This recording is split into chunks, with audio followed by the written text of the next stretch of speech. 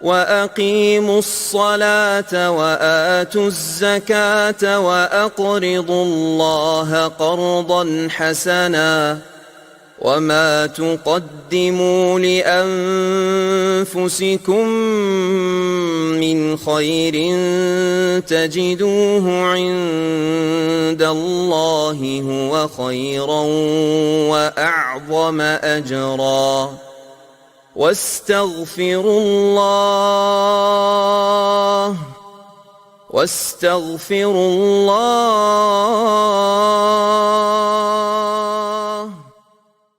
وَأَقِيمُوا الصَّلَاةَ وَآتُوا الزَّكَاةَ وَأَقْرِضُوا اللَّهَ قَرْضًا حَسَنًا وَمَا تُقَدِّمُوا لِأَنفُسِكُم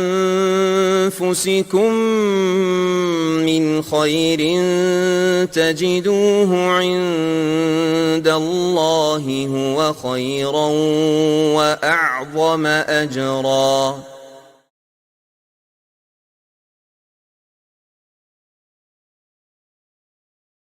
نحمده ونصلي على رسوله الكريم اما بعد فاعوذ باللہ من الشیطان الرجیم رب اشرح لی صدری ویسر لی امری واحلل عقدۃ من لسانی یفقہوا قولی۔ اعمال ایسے کہ فرشتے اترے، پیج نمبر 61 پہ مریض کی عیادت کرنے والے فرشتوں کا نزول۔ لیکن میں چاہوں گی کہ ابھی تک جو کچھ ہم نے کیا اس کو ایک دفعہ لسٹ کی صورت میں دہرا لیں، تاکہ جن ساتھیوں نے وہ مس کیا وہ لکھ لیں، اور جو ساتھی تھے وہ محاسبہ کر لیں کہ کیا وہ چیزیں میرے عمل میں آ گئیں۔ میں بھی بولتی ہوں، اگر آپ چاہیں تو پھر آپ ساتھ بول سکتے ہیں تو بول دیجئے۔ میں صرف اس سوچ کے ساتھ بول رہی ہوں کہ ہمارا پچھلا حصہ ہمارے ذہن میں آ جائے۔ سب سے پہلا عمل تھا باوضو سونے والے کے لیے فرشتوں کا نزول۔ ساتھ ہی ساتھ پوچھتے ہیں کیا میں نے اس پہ عمل شروع کر دیا۔ پھر اسی طرح اہل ذکر کی مجالس پر فرشتوں کا نزول، کیا میں نے ذکر کی یا علم کی محفلوں میں جانے کی نیت کر لی ہے۔ قرآن پڑھتے وقت سکینت اور فرشتوں کا اترنا، کیا میں اس کے لیے تیار ہوں۔ مسجد میں قرآن پڑھنے اور پڑھانے والوں پر فرشتوں کا نزول، سوتے وقت آیت الکرسی پڑھنے والے پر فرشتوں کا نزول، ایک بابرکت اور قدر والی رات میں فرشتوں کا نزول۔ پھر اس کے بعد استقامت اختیار کرنے والوں کے لیے فرشتوں کا نزول، تہجد گزاروں کے لیے فرشتوں کا نزول، فجر اور عصر باجماعت ادا کرنے والوں پر فرشتوں کا نزول، اشراق اور ظہر کی نمازیں ادا کرنے والوں پر فرشتوں کا نزول، جمعے کے لیے اول وقت آنے والوں پر فرشتوں کا نزول، بیابان یعنی اجاڑ جگہ جو ہوتی ہیں وہاں اذان اور اقامت کہہ کر تنہا نماز پڑھنے والے پر فرشتوں کا نزول، بھائی کی غیر موجودگی میں اس کے لیے دعا کرنے پر فرشتے کا نزول، اللہ کے لیے کسی بھائی سے ملاقات پر فرشتے کا نزول، راہ خیر میں خرچ کرنے والوں کے لیے فرشتوں کا نزول، اور قطع رحمی کے باوجود صلہ رحمی کرنے والوں پر فرشتے کا نزول۔ دیکھیے اگر آپ اور میں ان ساری چیزوں پہ عمل کریں، ٹوٹل کتنے ہوئے؟ 16 یا 17 ہوئے۔ اگر آپ اور میں اس پہ اپنا عمل جاری رکھیں تو آپ دیکھیے کہ ہم دوسروں کے بھی پسندیدہ ہو جائیں گے۔ بہت ساری چیزیں جو ہماری دوسروں سے جھگڑوں کا ذریعہ بنتی ہے وہ ان میں سے کسی نہ کسی چیز کی کمی ہوتی ہے۔ تو آج ہم دیکھیں گے مریض کی عیادت کرنے والوں کے لیے فرشتوں کا نزول، وہ سعادت مند لوگ جو اپنے بیمار بھائی کی عیادت کے لیے جاتے ہیں۔ عیادت تو آپ سمجھتے ہیں نا، اس کو دیکھنا، اس کا خیال کرنا۔ ان حضرات کے اس پر خلوص عمل کو دیکھ کر اللہ کریم اپنی مقرب مخلوق یعنی فرشتوں کو ان کے لیے نازل ہونے کا حکم دیتے ہیں، اور یہ فرشتے ان خوش بخت حضرات کے ساتھ چل کر بیمار تک پہنچتے ہیں۔ اس کی دلیل مسند احمد میں موجود ہے۔ حضرت علی رضی اللہ تعالیٰ عنہ بیان کرتے ہیں کہ میں نے رسول اللہ صلی اللہ علیہ وسلم کو فرماتے ہوئے سنا، ہم بھی دہراتے ہیں، ما من مسلمن یعود مسلمن الا ابتعث اللہ 70,000 ملک یصلون علیہ فی ای ساعۃ النہار کانت حتی یمسی ومن ای ساعۃ من اللیل کانت حتی یصبح۔ جب کوئی مسلمان دن کی کسی گھڑی میں اپنے مسلمان بھائی کی عیادت کرے تو اللہ تعالیٰ 70,000 فرشتے بھیجتے ہیں جو شام تک اس کے لیے دعا کرتے ہیں، اور اگر رات کے کسی وقت عیادت کرے تو وہ فرشتے صبح تک اس کے لیے دعا کرتے ہیں۔ اور جب ہم حدیث کے الفاظ پڑھ رہے تھے نا، اس میں یہ لکھا تھا کوئی بھی گھڑی ہو، یعنی لیٹ نائٹ کوئی جائے یا کوئی رات گزارتا ہے کسی مریض کے ساتھ کہ چلے میں اس کی ٹیک کیئر کر لوں، یا بالکل ارلی مارننگ چاہتا ہے، دن یا رات کے کسی بھی وقت میں اگر کوئی جائے تو فرشتے اس کے لیے دعا کرتے ہیں۔ اور کتنے فرشتے؟ اور اگر ایک فرشتے کی دعا لگ جائے، آپ امیجن تو کریں، 70,000 فرشتے دعا کرتے ہیں کہ اللہ تو اس کی مدد کر۔ آپ نے کیا کیا ہے؟ کیا کمال ہے، کسی مریض کو جا کے دیکھنا، وہاں جا کے بیٹھ کے بات ہی کرنی ہوتی ہے، تسلی دینی ہے۔ اور یاد رکھیے کہ عادت بھی مصنون طریقے سے کرنی چاہیے۔ بعض لوگ وہاں جا کے مریض کو اور ڈپریس کر دیتے ہیں کہ تم تو اب رنگ ہی پیلا ہو گیا، اب تو مرنے کے قریب اور ہلکے پڑ گئے۔ ایسا نہیں کرنا چاہیے، لیکن صرف ایک دنیا داری کا عمل ہے۔ کئی لوگوں نے کہا ابھی فلاں بھی بیمار ہے، اس کو دیکھنے جانا ہے، اس کو بھی جانا۔ کیوں جانا ہے؟ کیونکہ وہ بھی آئے تھے جب ہم بیمار تھے۔ وہ ان کی اماں بیمار ہے تو ہم جائیں گے کیونکہ وہ بھی ہماری اماں کی بیماری پہ آئے تھے۔ اب اگر اس سوچ سے ہم نیکیاں کرتے ہیں، بس اب تو میں نے دیکھا ہے کہ لوگ جنازوں میں بھی تبھی جاتے ہیں جب کوئی گیا ہو۔ کوئی مسجد تک رکا ہو تو مسجد تک رکتے ہیں، کوئی قبرستان تک جائے کہتے ہیں کیا کرے وہ ہمارے ابا کے جنازے پہ قبرستان تک گئے تھے۔ تو یہ دنیا داری بن جاتی ہے صرف اور صرف اللہ کی رضا کے لیے۔ سنت ایک میجک سٹون ہے، آپ سمجھتے ہیں وہ جیسے ایک مقناطیس ہوتا ہے نا، کسی بھی چیز کو لگتا جاتا ہے نا تو وہ اس کو بھی مقناطیس بنا دیتا ہے، لوہے کے ساتھ رکھیں تو اس کے ساتھ چپک جاتا ہے۔ سنت ایک ایسا سٹون ہے کہ آپ جس جس چیز کے ساتھ اس کو لگاتے جائیں گے نا اپنی زندگی میں، وہ چیز عبادت بنتی جائے گی۔ ایک اور جملہ بھی یاد آ رہا ہوگا آپ کو کہ سنت عادات کو عبادات میں بدل دیتی ہے۔ یہ ہماری عادات ہیں، کسی کو دیکھنا، ملنا، جانا، کھلانا پلانا، یہ عادتیں ہیں، یہ سوشل لائف ہے ہماری، یہ ہماری معاشرتی زندگی ہے، لیکن یہ سب بھی عبادت بن جاتی ہے جب ہم اللہ کے لیے کرتے ہیں اور نبی صلی اللہ علیہ وسلم کا حکم سمجھتے ہوئے اس کو کریں گے۔ ایک روایت میں اور بھی خوبصورت الفاظ ہیں۔ مسند احمد کی ایک روایت جس کے راوی حضرت علی ہیں، وہ بیان کرتے ہیں کہ میں نے رسول اللہ سے سنا، جو صبح سویرے مریض کی عیادت کی غرض سے نکلے تو 70,000 فرشتے اس کے ساتھ چلتے ہیں اور وہ شام تک اس کے لیے دعائے مغفرت کرتے رہتے ہیں اور اسے جنت میں ایک باغ عطا کیا جاتا ہے۔ اگر شام کے وقت اس کی بیمار پرسی کے لیے روانہ ہو تو 70,000 فرشتے اس کے ساتھ چلتے ہیں اور وہ سب صبح تک اس کے لیے دعائے مغفرت کرتے رہتے ہیں اور جنت میں اسے ایک باغ عطا کیا جاتا ہے۔ پہلے کیا تھا؟ 70,000 فرشتے ساتھ جاتے ہیں، اس کے لیے دعا کرتے ہیں، یہاں کہے کہ اس کو جنت میں ایک باغ ملے گا۔ تیمارداری پر رغبت دلانے والی ایک اور روایت امام مسلم نے حضرت ثوبان سے نقل کی، اللہ کے نبی نے فرمایا، ان المسلم اذا عاد اخاہ المسلم لم یزل فی خرفۃ الجنۃ حتی یرجع۔ بے شک مسلمان جب اپنے مسلمان بھائی کی عیادت کرتا ہے تو واپسی تک وہ جنت کے تازہ پھل چننے میں مصروف رہتا ہے۔ کسی نے سوال کیا اللہ کے نبی یہ خرفۃ الجنتی کیا ہے؟ تو آپ نے فرمایا جناحا، یعنی اس کے تازہ پھل چننا۔ قرآن میں یہ لفظ آتا ہے، بالکل جو پھل پک کے گرنے کے قریب ہوتا ہے اس کو اتارے نا تو اس کے لیے یہ لفظ آتا ہے، یعنی تازہ تازہ پھل، وہ نہیں کہ کولڈ سٹوریج کے اور پرانے کیے ہوئے فروزن پھل نہیں، فریش پھل کھاتا ہے جنت کے۔ صحیح مسلم کی ایک اور حدیث میں عیادت مریض کے بارے میں حضرت ابو ہریرہ کی روایت، رسول اللہ صلی اللہ علیہ وسلم نے فرمایا، ان اللہ عز وجل یقول یوم القیامت یا ابن آدم مرضت فلم تعدنی قال یا ربی کیف اعودک وانت رب العالمین قال اما علمت ان عبدی فلانا مرید فلم تعدہ اما علمت انک لو عدتہ لوجدتنی عندہ۔ صحیح مسلم کے یہ الفاظ ہیں، بے شک اللہ تعالیٰ روز قیامت فرمائیں گے، اے آدم کے بیٹے میں بیمار ہوا تو نے میری عیادت یعنی میری مزاج پرسی نہیں کی۔ انسان کہے گا میرے رب میں تیری عبادت کیسے کرتا جب کہ تو تمام جہانوں کا پروردگار ہے۔ اللہ تعالیٰ فرمائیں گے کیا تجھے علم نہیں تھا کہ میرا فلاں بندہ بیمار ہوا لیکن تو نے اس کی مزاج پرسی نہیں کی؟ کیا تجھے علم نہیں تھا کہ اگر تو اس کی بیمار پرسی کرتا تو یقیناً تو مجھے اس کے پاس پاتا، یعنی میری رضا تجھے حاصل ہو جاتی۔ اگر غور کیا جائے تو معلوم ہوتا ہے کہ مریض کی بیمار پرسی کا اجر و ثواب اور صلہ کس قدر عظیم ہے۔ اللہ تعالی ہمیں اس عظمت والے عمل کو اپنانے کی توفیق عطا فرمائے۔ آپ دیکھیے کہ اب اس ساری باتوں کو لے کر ذرا تھوڑا سا ہم پریکٹیکلی اس کو دیکھیں کہ بیمار کی عیادت کا کیا طریقہ ہے، اور آج کے دور میں لوگوں کو بیمار کی عیادت بھی مشکل کیوں لگتی ہے۔ اس کی سب سے بڑی وجہ تو یہ ہے کہ آج کے دور میں ہر کام ہی ہمارے ہاں سیلیبریشن بن جاتا ہے۔ کسی بیمار کو بھی پوچھنے جانا ہونا تو ان کو پہلے سے بتائیں، اور وہ جب جائیں تو پورا ٹیبل تیار کر کے بیٹھے ہوتے ہیں۔ کیا وہ چلے جی آپ آج ہی آئیں، آپ کون سا روز آتے ہیں، آپ تو کبھی کبھار آئے ہیں۔ پھر اسی طرح سے آپ دیکھیے کہ جب بیمار کی کوئی عیادت کرنے جاتا ہے تو بہت زیادہ وقت لگاتا ہے۔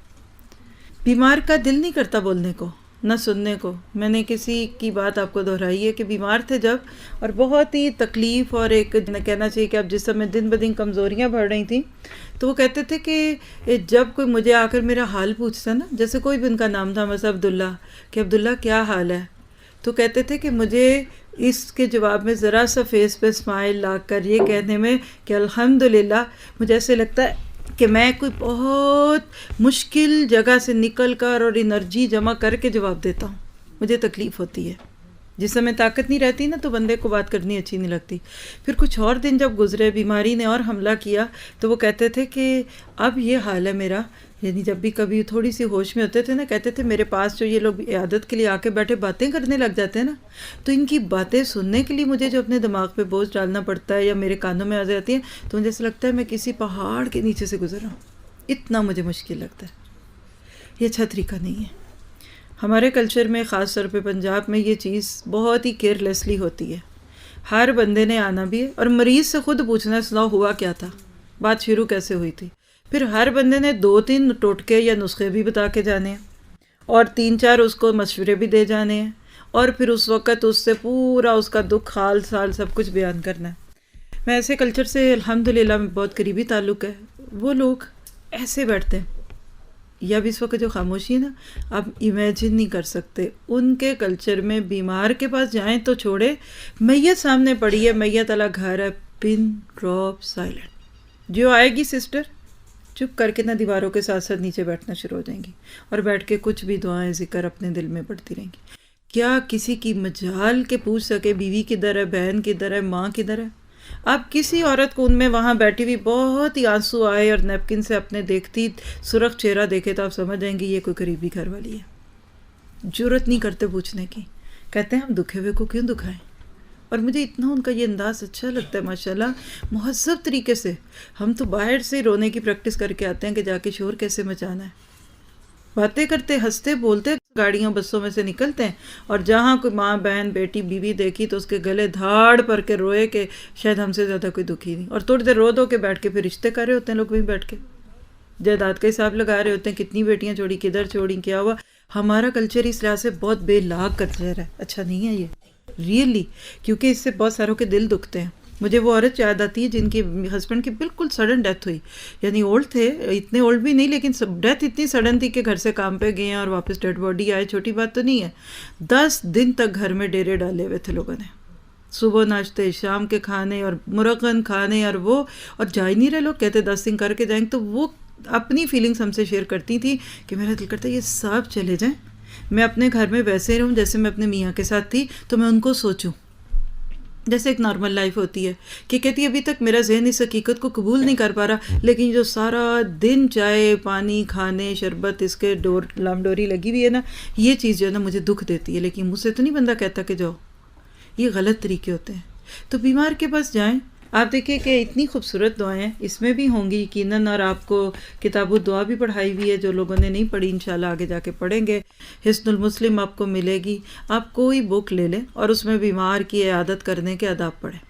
نبی صلی اللہ علیہ وسلم نے کسی موقع پہ بھی ہمیں الگ نہیں چھوڑا، ٹھیک ہے، دعائیں پڑھیں۔ اتنی خوبصورت دعا لگتی ہے، مجھے ظاہر ہے کہ موقع نہ ملے تو میں کئی دفعہ اب یہ کرتی ہوں کہ مجھے جب کسی کا بیماری کا پتہ چلے تو میں اپنی آڈیو فائل میں وہ 7 دفعہ پڑھ کے ان کو سینڈ کر دیتی ہوں، کہ فرمایا کہ جب کوئی بیمار ہو تو اس کے پاس جا کر 7 دفعہ پڑھو کہ صلی اللہ العظیم رب العرش العظیم یشفیہ کا، عورت ہے تو یشفیہ کی کہہ دیں، مرد ہے تو یشفیہ کا۔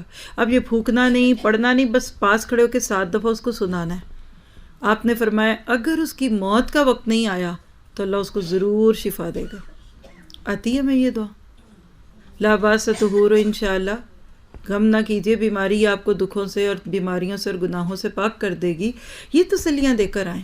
تو آج سے کام کیجیے، بلکہ اس میں بیماریوں کی شفا کا کارڈز بھی ہوتے ہیں جس میں کچھ چیزیں آتے ہیں جو دعائیں نہیں ہیں. بہرحال آپ کو بہت کچھ مارکیٹ میں مل سکتا ہے، اوتھینٹک چیزیں پاس رکھیں. بیمار کو دیکھنے جائیں، اس کو دعاؤں والے بکس دیں. جب بھی جائیں، لوگ پھولوں کا بکے لے جاتے ہیں، کیا کرے گا وہ بیچارہ؟ پھول تو خود دوسرے دن مرجھانا شروع ہو جائیں گے. دعاؤں کی بکس لے جائیں. کچھ کھانے کی چیز ہے جو آپ کو لگتا ہے کہ اس کی بیماری کی نوعیت ہے، اس کے مطابق کوئی نٹس لے جائیں، کوئی اس کو ایسی چیز دے، کھجوریں لے جائیں. عجوا کھجور میں حکم ہے کہ زہر کا بھی تریاک ہے اور جادو کا بھی تریاک ہے. تو اپنے ہمارے کلچر کو ان چیزوں میں بھی اب ڈھالنے کی ضرورت ہے. کوئی ایسی چیز بنا کر لے جائیں جو اگلا کھا سکے، اور پہلے سے گھر والوں کو بتا بھی دیں، پوچھ بھی لیں کہ کیا کھاتے ہیں، کیا پیتے ہیں. تو بس بیٹھے، تھوڑی دیر بعد کی دعا کی، ہاتھ پکڑے، مریض کو بہت اچھا لگتا ہے، اس کے ساتھ بات کریں، اس کا ہاتھ تھامیں، اس کو تسلی دیں، اور 10-15 منٹ کے بعد اٹھ جائیں. بس دیٹس اٹ. نہ غفلت میں پڑیں، نہ غفلت میں ڈالیں.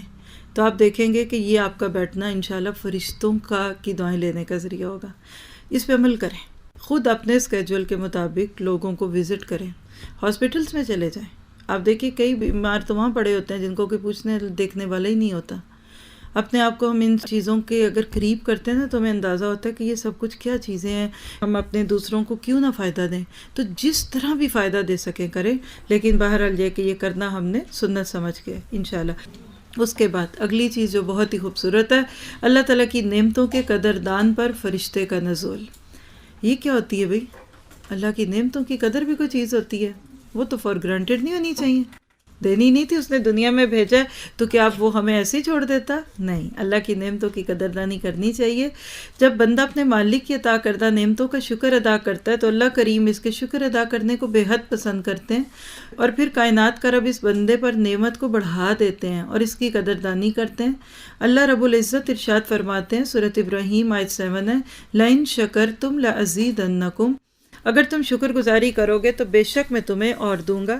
ایک سعادت مند جس نے اپنے رب کی انعامات کی قدردانی کی، اس قدردانی کا صلہ انعامات میں اضافے کے ساتھ ساتھ اسے فرشتے کے نازل ہونے کی سعادت بھی میسر آئی.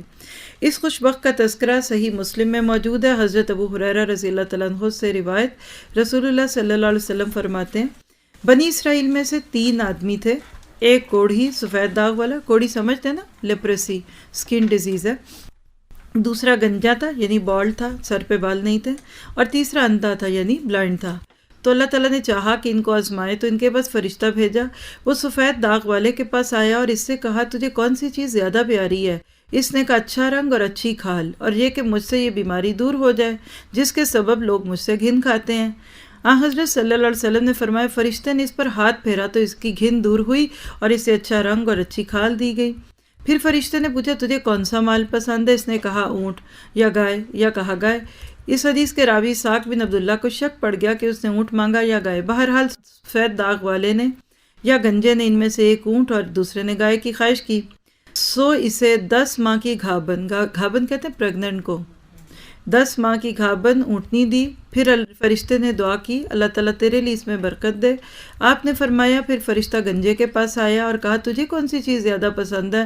اس نے کہا، عمدہ بال، اور یہ کہ یہ بیماری جاتی رہے جس کے سبب لوگ مجھ سے گھن کھاتے ہیں. چنانچہ فرشتے نے اس پر ہاتھ پھیرا تو اس کی بیماری دور ہو گئی اور اس کو اچھے سے بال مل گئے. فرشتے نے کہا، تجھے کون سا مال پسند ہے؟ اس نے کہا، گائے. سو اس کو گھابن گائے مل گئی. فرشتے نے دعا دیتے ہوئے کہا، اللہ تعالیٰ تیرے مال میں برکت دے. آپ نے فرمایا، پھر فرشتہ اندھے کے پاس آیا اور کہا، تجھے کون سی چیز پسند ہے؟ اس نے کہا کہ اللہ تعالیٰ میری آنکھ کو بینائی دے دے تو میں لوگوں کو دیکھا کروں.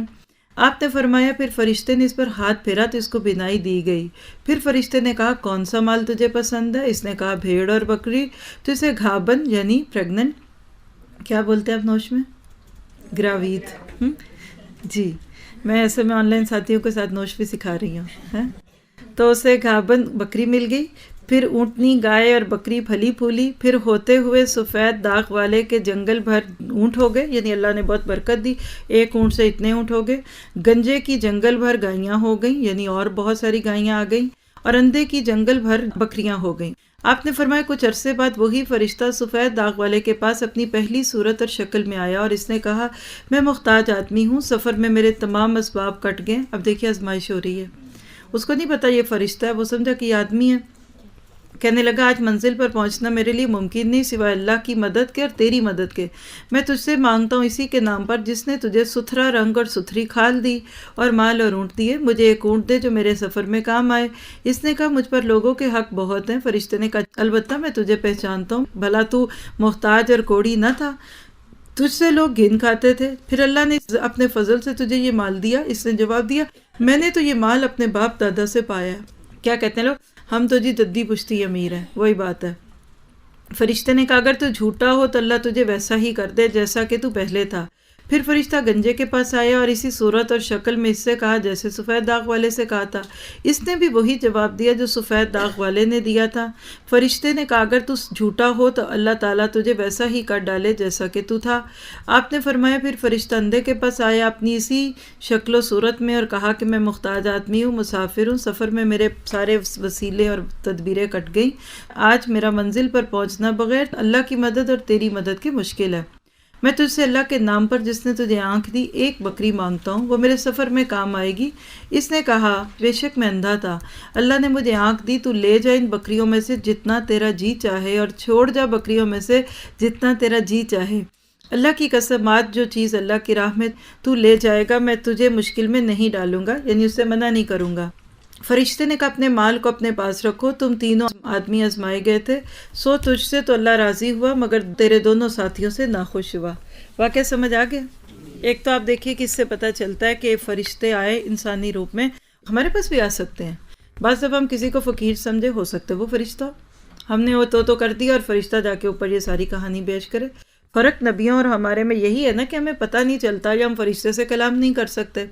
پھر دوسری بات دیکھیے کہ انسان جب نعمت سے محروم ہوتا ہے تو ایک ہی طلب رکھتا ہے جو نہیں ہے وہ مل جائے۔ اندھے نے آنکھیں مانگی، اس کو دنیا کی سب سے بڑی نعمت آنکھیں لگی، اسی طرح جو بیمار تھا اس کو بیماری بری لگی۔ آج ہمارا بھی یہی حال ہے، جو چھوٹی سی چیز ہمارے پاس نہیں ہوتی نا، ہم کہتے ہیں بس یہ ہو جائے تو میری زندگی میں یہ ہو جائے گا، وہ مل جاتی ہے، پھر ہم کہتے ہیں کہ یہ شروع سے ہی تھی۔ پھر آپ دیکھیے کہ ایک اور چیز پتہ چلتی ہے کہ جس رب سے ہمیں نعمتیں ملتی ہیں ہم اسی کے نام پر ڈنڈی مارتے ہیں۔ اب آپ اور میں ذرا اس سارے واقعے سے اپنے اوپر لیں۔ ہمیں آنکھیں دی اللہ نے، سکن دی، بال دیے، اولاد دی، مال دیا، گھر دیے، وقت دیا، سکلز دیں، لکھنا سکھایا، پڑھنا سکھایا، چلنا سکھایا، بولنا سکھایا، بات سمجھانا سکھایا۔ وَإِن تَعُدُّوا نِعْمَتَ اللَّهِ لَا تُحْصُوهَا، اگر اللہ کی نعمتوں کو گننا چاہو تو تم گن نہیں سکتے۔ اب میں اس میں سے اللہ کے ساتھ کیا معاملہ کرتی ہوں؟ آپ دیکھیں نا کہ ان کی آزمائش کب شروع ہوئی، جب اللہ کی دی ہوئی نعمت کو اللہ کے راستے میں روک لیا۔ آج کیا ہم نہیں کرتے؟ وقت کتنی بڑی نعمت ہے، اسی رب کو وقت دیتے ہوئے ہم کتنا گھبراتے ہیں۔ مال اللہ کی نعمت ہے، ہم اس کو اللہ کے راستے میں لگائیں تو ہمیں کتنا مشکل لگ جاتا ہے۔ تو یہ چیز آپ کے میرے لیے بہت بڑی ایک موٹیویشن ہے کہ جو کچھ اللہ نے مجھے دیا، فَأَمَّا بِنِعْمَتِ رَبِّكَ فَحَدِّثْ، بیان کیجئے، لوگوں کو دیجئے، لوگوں سے شیئر کیجئے۔ اپنے مال پہ یا اپنے خزانے پہ خود ہی سانپ بن کے بیٹھے رہنا جو ہوتا ہے یہ انسان کے تھوڑ دلے پن کی علامت ہے۔ ہرس نہیں رکھنی چاہیے چیزوں کی، استعمال کریں، آگے بڑھا دیں۔ اللہ کے راستے میں ضرورت پڑی، اللہ جی آپ لے لیجئے، کسی بندے کو ضرورت پڑی آپ لے لیجئے، کسی رشتہ دار کا فون آ گیا آپ لے لیجئے، کسی یتیم کو ضرورت پڑی، کسی بیوہ کی ضرورت ہے دے دیجئے۔ ہر معاملے میں وقت سے لے کر کھانا پینا، ایکسٹرا کھانا گھروں میں پڑا ہی رہتا ہے، پڑا رہتا ہے۔ کیا ہم لوگ یہ نہیں سوچ سکتے کہ اچھا آج میں نے کھانا بنایا، میرا بچ گیا، آپ لے لیجئے، آج آپ نہ بنائیں؟ ہم کہتے لو ہم کسی کا بچا ہوا کھائے۔ فریجوں کی فریجیں بھری رہتی ہیں، فریزر بھر جاتے ہیں ہمارے، آپ دیکھیے کہ ہمارا فالتو کھانا پڑا، ہمارا اپنا دل بھی نہیں کرتا کھانے کو، لیکن ہم کسی سے شیئر نہیں کرتے۔ تو زندگی میں یہ جو ایٹیچیوڈ ہے نا، یہ بڑا خوبصورت ہے۔ میں نے کھانا پکا لیا، پکایا ہی اتنا جتنا کھانا تھا، لگ گئے بچ گئے کوئی بات نہیں، اچھی سی ڈش میں ڈال کے اس کو خوبصورت سے سجائے، اپنے کسی نیبر کو دے دیں۔ پہلے ہی اندازہ ہوتا ہے زیادہ پکا ہوا ہے، پہلے ہی دے دیں، ان کے حصے کا ڈال کے رکھ لیں ساتھ۔ چھوٹی چھوٹی نیکیاں ہمیں ہر دل عزیز بنا دیں گی۔ یہ جو ہماری زندگی مشکلات ہے نا، سمیٹا سماٹی کیوں ہوتی ہے؟ کبھی آپ نے سوچا ہر وقت ہم بزی کیوں رہتے ہیں؟ سامان زیادہ۔ میں نے اس چیز کو کہاں فیل کیا، جب کبھی آپ ہوٹل میں جائیں، آپ بھی جاتے ہوں گے کبھی کہیں 2-3 دن کے لیے، تو ہوٹل میں اگر آپ مثال ہے آپ کے ہسبینڈ آپ کو چھوڑ کے ہوٹل میں خود کہیں کام پہ چلے جائیں، آپ کو وہاں کوئی کام نہیں دکھتا، 2 جوڑے آپ کے ساتھ ہیں، سوٹ کیس اتنا سے کتنی دفعہ دن میں صاف کریں گے؟ کمرہ وہ صاف کریں گے، کھانا آپ کو نیچے سے آئے گا۔ میں جو چیز محسوس کرتی ہوں نا کہ جب بلانگنگس تھوڑی سی ہوتی ہے نا تو آپ اس کو ہی زیادہ سے زیادہ دیکھ سکتے ہیں نا، تو آپ کے اس ٹائم بہت ملتا ہے آپ کو، آپ کہتے کریں کیا بور ہو رہے ہیں، یہ نہیں ہے بورڈ کمپیوٹر یا فون نہ ہو تو آپ پتہ نہیں وہاں کیا کریں، کوئی بک نہ ہو تو کیا کریں، مثال دے رہی ہوں۔ اسی طرح سے اگر اب آپ اپنے گھر میں ہیں، وقت تو وہی ہے سارا 24 گھنٹے، ہم سارا دن بزی کیوں رہتے ہیں؟ یعنی یہ سوال خود سے لکھیں، میں سارا دن مصروف کیوں رہتی ہوں؟ آپ کو اس میں جواب ملے گا ایکسیسونیس آف دی باؤنٹیز، بلیسنگس، کھانا اللہ کی نعمت، پر ایکسیسو فوڈ مسئلہ ہے۔ آپ دیکھیں سب سے مشکل دعوت پکانے کا جو مشکل ترین پارٹ مجھے لگے اگر میں کسی کی دعوت پکاؤں، بعد میں بچے ہوئے کھانے کو سمیٹنا۔ آپ لے جائیں بھائی، امریکہ میں یہ چیز میں نے دیکھی تھی، یہاں بھی ایسے ہی ہوگا، اس طرح کی کوئی موقع نہیں کبھی ملا۔ وہاں کیا کرتے ہیں کہ جب کھانا کھایا سب لگا دیا، اس کے بعد وہاں ڈسپوزیبل باکسز رکھ دیتے ہیں، help yourself whatever you want to take take. یہی مسجدوں میں افطاریوں میں بھی ہوتا ہے، لوگ کھانا کھاتے ہیں، اس کے بعد مہمان خود ہی اپنا باکس بنا کے نا، ٹیک ہوم باکسز ہے، جس کو جو کھانے وہ لے جاتا ہے، کھانا بھی صاف، اور جب اینڈ پہ تھوڑا بہت جو چیزیں رہ گئیں، قریبی دوستیں ملتی ہیں، سب صاف کر دیتی ہیں۔ یہاں بھی میں نے دیکھا لوگ کافی کوآپریٹ کرتے ہیں۔ تو ہمیشہ یاد رکھیں کہ نعمتوں کو شیئر کر کے استعمال کریں، فارغ رہیں گے، ایور نیو رہیں گے، آپ کا گھر صاف رہے گا، یہ جو اندر ایک دل میں ہرس پڑی ہوئی ہے نا وہ نکال دیں بس، پھر انشاءاللہ آپ کے پاس بہت سارا وقت ہوگا، اور اللہ تعالیٰ ہمیں نعمتوں کی بہترین قدر کی توفیق عطا فرمائے۔